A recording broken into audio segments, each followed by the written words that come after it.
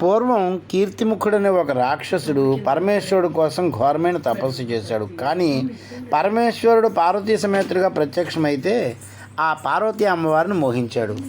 ఆ విధంగా మోహించి పార్వతీ అమ్మవారు వెంటబడుతుంటే పార్వతీ అమ్మవారు పరమేశ్వరుడికి మొరపెట్టుకోగా పరమేశ్వరుడు ఒక కృత్యను ఆయన మీద ప్రయోగించాడు. అయితే ఆ కృత్య వెంటాడుతూ వస్తుంటే ఆయనకి ఏం చేయాలో తెలియక చివరికి పరమేశ్వరుడి దగ్గరికి వచ్చి, స్వామి దీని నుంచి నాకు రక్షణ ఏమిటి అని చెప్పేసి అడిగితే అప్పుడు పరమేశ్వరుడు ఆయనకి ఏం చెప్పాడంటే, నిన్ను నువ్వు తినేసుకో, అలా అయితే కనుక నీకు మోక్షం లభిస్తుంది అని చెప్పాడు. అప్పుడు ఆయన ఒక మొసలిగా మారి ఆయన తోక భాగం నుంచి తినుకుంటూ వచ్చాడు. కానీ తల దగ్గర వచ్చేసరికి ఇంక తినలేకపోయాడు.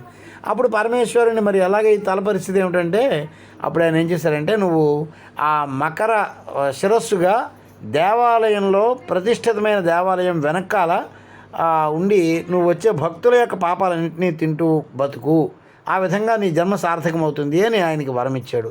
ఆ విధంగా కీర్తిముఖుడు అనబడేవాడు మొసలి రూపంలో మకర తోరణంగా ప్రతి దేవాలయంలో ప్రతిష్ఠితమైన విగ్రహానికి వెనకాల ఉంటారనమాట. అలాగే దేవాలయ శిఖరం పైన కూడా 4 వైపులా కీర్తిముఖాలను పెడుతూ ఉంటారు.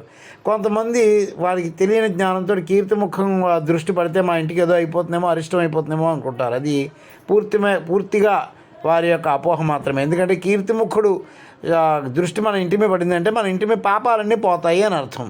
అంచేత ఈ విధంగా స్వామి ఏ మూల విరాటికైనా సరే విగ్రహం వెనకాల కీర్తిముఖుడు అనే ఈ మకర తోరణం కనిపిస్తూ ఉంటుంది. కాబట్టి మనం కూడా దర్శనం చేసుకునేటప్పుడు ఆ కీర్తిముఖుడి దృష్టిలో పడే విధంగా దర్శనం చేసుకోవాలి. అలా దర్శనం చేసుకుంటే మన పాపరాశులన్నింటినీ కూడా ఆ కీర్తిముఖుడు హరించేస్తాడనమాట.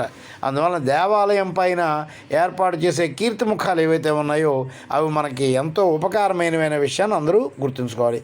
సర్వేభ్యః శుభం భూయాత్. స్వస్తి.